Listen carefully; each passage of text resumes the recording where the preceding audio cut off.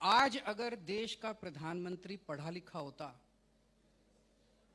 मैंने उनके वीडियो देखे हैं, एक वीडियो वो बड़े गर्व के साथ कहते हैं मैं पढ़ा लिखा नहीं हूं। ये आप पर्सनल अटैक नहीं कर रहे? आप सुन तो लीजिए, आपको इतनी तकलीफ क्यों होती है? नहीं आप अगर मेरे को बोलने तो दीजिए। आप प्रधानमंत्री का नाम लेते ही आप कूदने लग जाते हैं। शांति रखिए, सुनने वो भी नहीं सुनना चाहते, आप भी नहीं सुनना चाहते। आपको हाँ चलिए। एक इंटरव्यू था राजीव शुक्ला जी का, आपने देखा है वो? जी बिल्कुल देखा। उसमें वो कहते हैं कि मैं हाई स्कूल से आगे नहीं गया। एक और भाषण चल रहा है सोशल जिसमें वो कहते हैं मैं पढ़ा लिखा नहीं हूं। पढ़ाई लिखाई जरूरी नहीं है। अगर किसी देश का प्रधानमंत्री ये विचार रखता है कि पढ़ाई लिखाई विकास के लिए जरूरी नहीं है, वो देश कैसे तरक्की कर सकता है? ऐसा विचार उन्होंने रखा नहीं। सुन लीजिए। नहीं, ऐसा विचार नहीं। देखिए अगर आप ऐसी बात कर रहे हैं तो ऐसा मेरे को बात पूरी तो करने दीजिए। आप जो बोल रहे हैं कि पढ़ाई लिखाई जरूरी नहीं है, वीडियो चला दीजिए। ऐसा विचार तो उन्होंने कभी नहीं रखा। वीडियो कि चला पढ़ाई लिखाई दीजिए। जरूरी नहीं है। वीडियो चला दीजिए।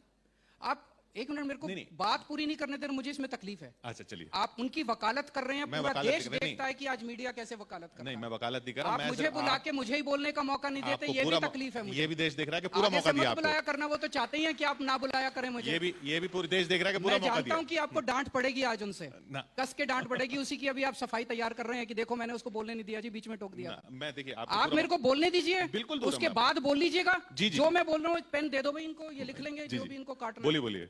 पेन ले लो आप बोलिए। आप मेरे को बीच में, आप जब पूछ रहे थे मैंने काटा आपको? नहीं, लेकिन तो आपने मेरा इंटरव्यू ले रहे हो आप। बोलिए। मेरा इंटरव्यू ले रहे हो तो मेरे को बोलने दोगे कि नहीं बोलने दोगे? मैं आपको पूरा अगर आपने मेरे को बुलाया है तो आप मेरे को बुलाया है तो मेरे को बोलने तो दो।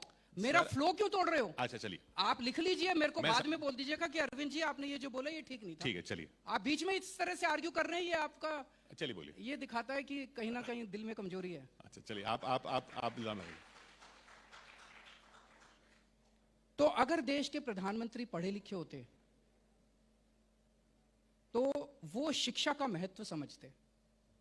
मनीष सिसोदिया जैसा शख्स 75 साल बाद, आजादी के 75 साल बाद इस देश में ऐसा शख्स आया जिसने देश के सरकारी स्कूलों का कायाकल्प कर दिया। कोई नहीं कर पाया। मैं ये नहीं कहना चाहता, किसी की इंटेंशन पे दोष नहीं उठाना चाहता। पहले जितनी पार्टियां थी हो सकता है करना चाहती हूं, कर नहीं पाई हूं।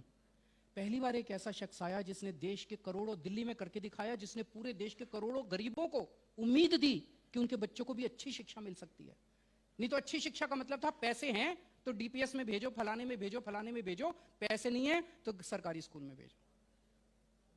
ऐसे शख्स को उन्होंने पकड़ के जेल में डाल दिया। कोई भी पढ़ा लिखा प्रधानमंत्री मनीष सिसोदिया जैसे शख्स को जेल में नहीं डाल सकता। अगर बेचैन मत होइए, मुझे बोलने दीजिए।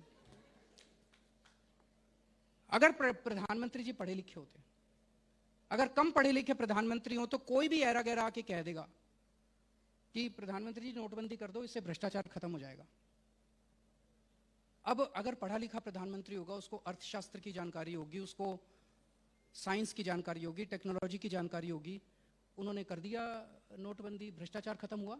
नहीं हुआ। कोई भी आके कह देगा जी नोटबंदी कर दो, आतंकवाद खत्म हो जाएगा। आतंकवाद खत्म हुआ? नहीं हुआ।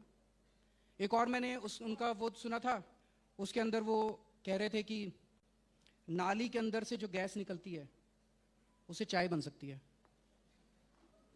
अब ये, इससे देश की इज्जत आगे नहीं बढ़ती।